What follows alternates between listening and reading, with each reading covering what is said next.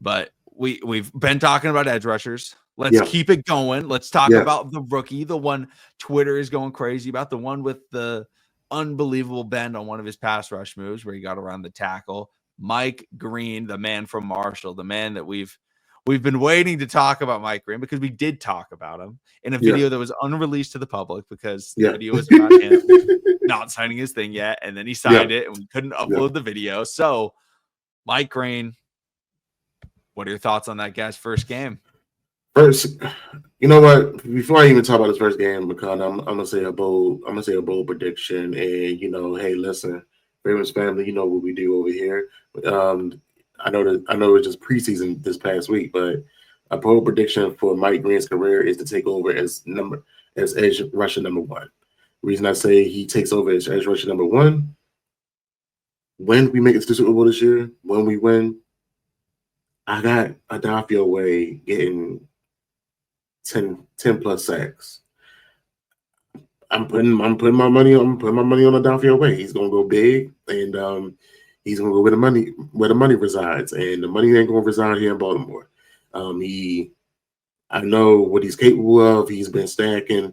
He's one of those guys that's coming into his own. It's almost like the Matthew Judon, Courtney Upshaw effect all over again. Zadarius Smith effect all over again. So me personally, I feel like Mike Green is the future for that number one edge rusher position for the Ravens. TTB family.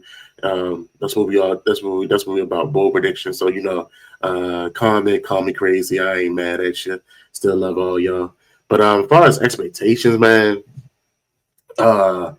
he reminds me so much of a Khalil Mack, Robin Mathis, those guys that is big in frame but plays small, that can contort their bodies, man. And when you see edge rushers, with those type of frames that can get around tackles and bend and still utilize their strength and power and still set the edge, it's amazing to see. We've been knew that Mike Green was a beast. I mean, how the edge, what is it? The D-line coach Chuck Smith, I believe, the edge whisperer. I mean, we all saw the reaction clip when we drafted Mike Green. He was excited as hell. It's not too many times you get a guy like that.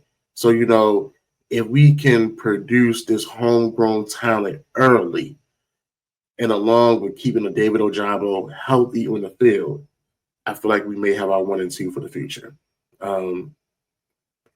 Yeah, I'm gonna put it out there. That's our 1 and 2 for the future. I don't see Adafio Way when we make it to the Super Bowl. I'm speaking into being. I'm not gonna say if.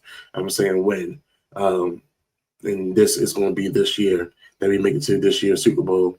A lot of guys want their money. We all know how it goes. You try your best to keep some of your key pieces, but I feel like Adafio Way is one of those guys that's going to walk out the door.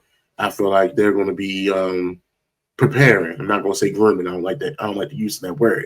I'm going to say they're going to be preparing Mike Green to be that number one edge rusher for the next couple years to come. Yeah, I love that. That confidence in Mike Green to take over. And when you look at how he performed against the Colts in that preseason game, he showcased exactly why Ravens fans have been so high on him. Now, I want to take a little bit of a step back and let's acknowledge something. It was preseason. It was against, that offensive lineman was not good at all. But here's the thing. The Baltimore Ravens in the last 4 seasons, one of the biggest problems is even when they face like a terrible alignment, they can't take advantage of it. Like they can't figure out what to do against like even bad offensive linemen. They still struggle to get by them because they don't have anybody with just that repertoire, that one skill set that can just beat them. And Mike Green's quickness off the edge, he lines up so wide, can beat some tackles in the way that they play. They're just not quick enough to get back, right? Mike Green would have a field day against Daniel Faalele if he was going up against the right tackle. I don't know if any of the Ravens pass rushers would have that. So when you go against, these tackles with slower foot speed, slower hands, these bigger frames, Mike Green is going to eat. And so even though you look at it and you're like, okay, he was going against a tackle with, pretty low skill sets, not to diminish that guy, maybe Colts fans are high on him, but from what we saw, not Yeah. good. Yeah. It at least shows like, hey, there are archetypes that he can feast against. Now, we got to see what he does this upcoming game. I assume he will be playing again. And if he does it against a different archetype, that's going to be the showcase of like, hey, like this guy's really special. Because right now, I'm sitting at the same hype that I had when we drafted him, where I'm like, hey, Yeah. this guy's really good. He has the potential to be great, but let's see that those pass rush moves really come together. And Chuck Smith's doing a good job with him. We're already seeing, multiple pass rush moves being utilized. We know he loves his bull rush. The bull rush was working. We know he loves the chop move just to utilize his speed to get around the edge. That's all fine and good. I want to start seeing a little bit more. Let's see his spin move to the inside, because when you line up that wide and the tackle has to get that far wide, it does open up a little bit of a game, a little bit of an option to throw across the middle short underneath, whether it's a drag, slant route, something like that. So getting some sort of move where, hey, you get the tackle going outside, spin back inside to shoot that B gap, that could potentially just add on to the skill set that he already has. That's something that I would like to see from him. Not saying he doesn't have it in his game, just haven't seen it at the NFL level yet. We know he has a spin move. He's utilized it before in college. I'd like to see that in the NFL. But again, we only got to see him. I think I saw 14 pass rush snaps where it was a pass set, and I think he won 7 of those reps. Like a ridiculous win percentage, which is very, very good. And obviously highlights that he has potential to be great in Baltimore. Because when you look at the Ravens, when they've drafted these pass rushers, I don't care who it is, any pass rusher since Terrell Suggs, we could go that far back. How many of them have been dominant in their first preseason game? Yeah. None. Not a minute. And that's no disrespect to any of them. Like, rest in peace, Jalen Ferguson, the all-time sack leader in college football history, Tim Williams, Courtney Upshaw, Matthew Judon, like Adisa Isaac, David Ojabo. Did we draft Paul Kruger? I think he did. None of them are going out there and having as an impactful first preseason game. And again, they're all going against preseason talent. So it's really nice to see, hey, at least like we haven't had a pass rusher where we're like, oh my gosh, we saw it right away and they look really good right away. It like hasn't happened in so long that it's just nice to finally see like, oh, it's not a project. And the Ravens are good with projects. They've turned a ton of projects into productive NFL players. Joshua already named like 6 of them. Like, we can do that. We know we can do that. But it's nice to draft a guy in the second round and we see the flash right away that showcases, hey, we knew what we were doing. We finally didn't draft a project. We drafted somebody. Maybe the league messed up. So I think Mike Green can absolutely be special. Like I said, he may be the second most talented pass rusher on this room. It's just a question of, now we got to see it against maybe a little bit better competition to really know if what we have is as good as some Ravens fans think it is, which is a future superstar pass rusher. Like, that's, high praise. Joshua compared him to Robert Mathis, who was 6'2", 245 pounds. Mike Green, 6'3", 251. That's what he weighed in at the combine. Like, undersized, but very good power. Very good power. We see that bull rush. We see that quickness. We see that bend around the edge. Definitely has the traits that you're looking for in a potential star pass rusher.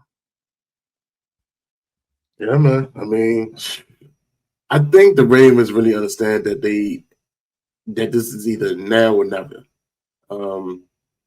That's another topic for another day. But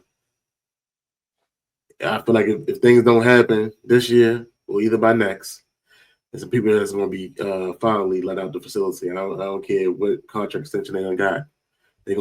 Somebody going to have to get gone about this facility. So I feel like the front office are in a win now mode. It's good to see it.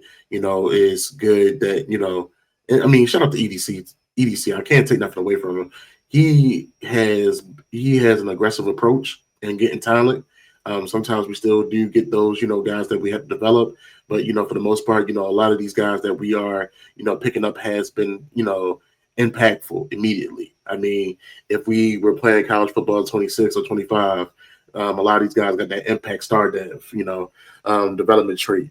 So, it's good to see that, that these guys are coming into their own. It's good to see that we have a good mixture of guys that, that's willing to coach one another and be along and get along with one another. Because I believe Mike Green mentor is the Abominable Snowman, big brother on the That's team. true. So, I mean, it's good to see that, man. It's good to see that, like you said, if he can do the same thing or something different, spectacular against another different type of archetype of tackle, guard, just demolish them, and continue getting those reps, continue stocking up his, continue increasing the stock by all means. I'm standing on what I'm saying. As far as him being the number one edge for the Baltimore Ravens, it's nothing against Odafe Oweh.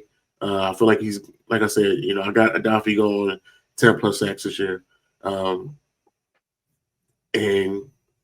it's going to be because of him, Odafe, and the rest of that defense that we get to that Super Bowl. I feel like it's going to be one of those rides that it's going to be interesting as hell. It's going to be interesting as hell. Trust and believe.